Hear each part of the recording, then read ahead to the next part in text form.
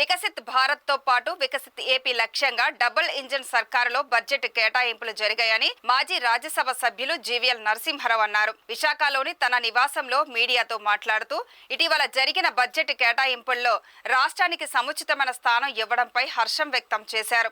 రాజధాని నిర్మాణానికి 15,000 కోట్ల దీర్ఘకాలిక రుణం కింద కేంద్ర బడ్జెట్ లో సాయం అందించడాన్ని స్వాగతించారు. కేంద్ర ఉక్కు మంత్రి కుమారస్వామి తక్కువ సమయంలో స్టీల్ ప్లాంట్ పై పూర్తి అవగాహనకు వచ్చారని, ఎన్నికలకు ముందే ఐపవర్ కమిటీ స్టీల్ ప్లాంట్ ను పరిశీలించి ఇచ్చిన నివేదికను అమలుపరిచే క్రమంలో కేంద్రం ఉందని వెల్లడించారు. స్టీల్ ప్లాంట్ లో 3,100 కోట్ల పెట్టుబడులు పెట్టే చర్యలు తీసుకోవాలని, అది ప్రిఫరెన్స్ షేర్ల రూపంలో కేంద్రమే తీసుకోవాలనే ప్రతిపాదనలున్నాయన్నారు.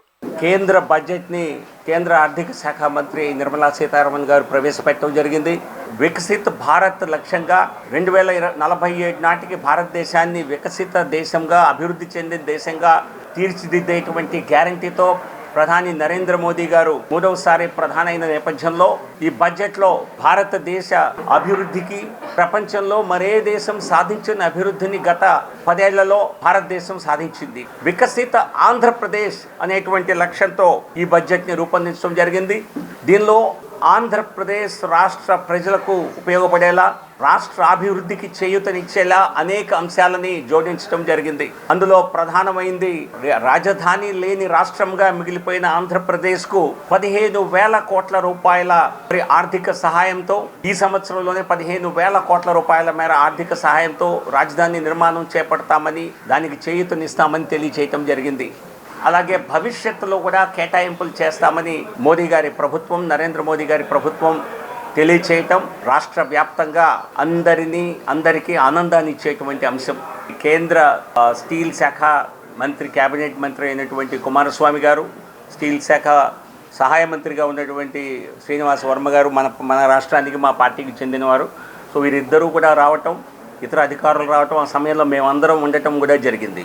చాలా తక్కువ సమయంలో స్టీల్ ప్లాంట్ వ్యవహారాల్ని మరి ఢిల్లీలో అక్కడ ఆకలింపు చేసుకొని 2-3 సమావేశాలు నిర్వహించి, తర్వాత ఇక్కడికి వచ్చి మరి అందరితో, అన్ని వర్గాలతో మాట్లాడి మార్చి, ఏప్రిల్ నెలలో ఇంకా ఎన్నికలు కాకముందే, ప్రచారం స్టార్ట్ అవ్వకముందే కేంద్ర ప్రభుత్వం నుంచి ఒక హై పవర్ టీం అప్పటికే రావటం జరిగింది. వచ్చి వారు స్టీల్ ప్లాంట్లో ఉన్నటువంటి అంశాలన్నింటినీ కూడా స్టడీ చేసి ఒక రిపోర్ట్ని, ఒక నివేదికను సమర్పించడం జరిగింది. ఆ నివేదికని అమలు చేసే దిశగా ప్రభుత్వంలో చర్యలు జరుగుతున్నాయి.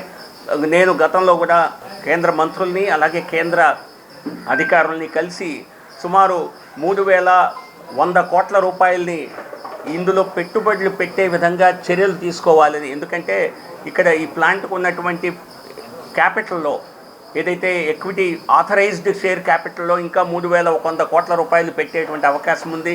దాన్ని ప్రిఫరెన్షియల్ షేర్స్ కింద దాన్ని తీసుకోవాలని, భవిష్యత్తులో ప్లాంట్ లాభాల్లోకి వస్తే దాన్ని కేంద్ర ప్రభుత్వం వెనక్కు తీసుకోవచ్చని ఇటువంటి ప్రతిపాదనలు చేయటం జరిగింది. మరి అటువంటి నిధుల సమీకరణకి కేంద్ర ప్రభుత్వం సహకారం అందించాలని నేను కూడా కోరటం జరుగుతోంది. ఇతర ప్రజాప్రతినిధులు, రాష్ట్ర ప్రభుత్వం అందరూ కూడా సమిష్టిగా కోరితే అటువంటి చేయూత వచ్చి విశాఖపట్నం స్టీల్ ప్లాంట్ 6 నెలలు తిరగకుండానే లాభాల బాటలో పడేటువంటి అవకాశం ఉంది.